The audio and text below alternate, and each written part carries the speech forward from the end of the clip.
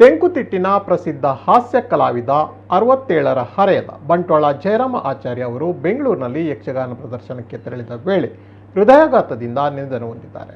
ಹಿರಿಯ ಕಲಾವಿದ ಚಂದ್ರಶೇಖರ್ ಧರ್ಮಸ್ಥಳ ಅವರ ನೇತೃತ್ವದ ತಂಡವು ಅಕ್ಟೋಬರ್ 21ರಿಂದ ನಡೆಯಬೇಕಾಗಿದ್ದ ಯಕ್ಷಗಾನ ಕಾರ್ಯಕ್ರಮದಲ್ಲಿ ಪಾಲ್ಗೊಳ್ಳಲು ಬೆಂಗಳೂರಿಗೆ ತೆರಳಿತು. ಇಂದು ಮುಂಜಾನೆ 4 ಗಂಟೆ ವೇಳೆಗೆ ಜಯರಾಮ ಆಚಾರ್ಯ ಅವರಿಗೆ ಹೃದಯ ಸ್ತಂಭನವಾಗಿದ್ದು ಜತೆಗಿದ್ದ ಕಲಾವಿದರು ಆಸ್ಪತ್ರೆಗೆ ಸೇರಿಸಿದರೂ ಚಿಕಿತ್ಸೆ ಫಲಕಾರಿಯಾಗದೆ ಇವರು ಮೃತಪಟ್ಟಿದ್ದಾರೆ.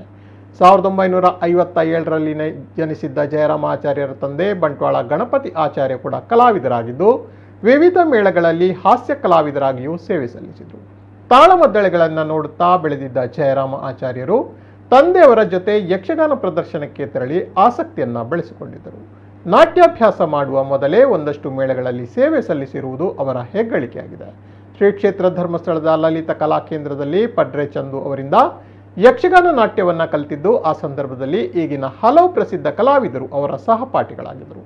ಬಳಿಕ ಕಟೀಲು ಮೇಳ, ಪುತ್ತೂರು ಮೇಳ, ಸುಂಕದಕಟ್ಟೆ ಮೇಳ, ಕದ್ರಿ ಮೇಳ, ಕುಂಬಳೆ ಮೇಳ, ಸುರತ್ಕಲ್ ಮೇಳ, ಎಡನೀರು ಮೇಳ, ಹೊಸನಗರ ಮೇಳಗಳಲ್ಲಿ ಸೇವೆ ಸಲ್ಲಿಸಿ ಕಳೆದ ವರ್ಷ ಹನುಮಗಿರಿ ಮೇಳದಲ್ಲಿದ್ದು ಈ ವರ್ಷದಿಂದ ಹಿರಿಯಡ್ಕ ಮೇಳದಲ್ಲಿ ಹಾಸ್ಯ ಕಲಾವಿದರಾಗಿ ಸೇವೆ ಸಲ್ಲಿಸಬೇಕಿತ್ತು.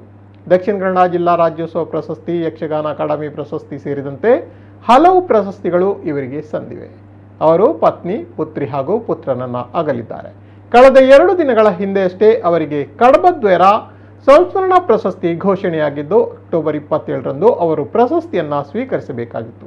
ಅವರು ಯಕ್ಷಗಾನದ ಜೊತೆಗೆ ರಂಗಭೂಮಿ ಸಿನಿಮಾಗಳಲ್ಲೂ ಕೂಡ ಬಣ್ಣ ಹಚ್ಚಿದರು.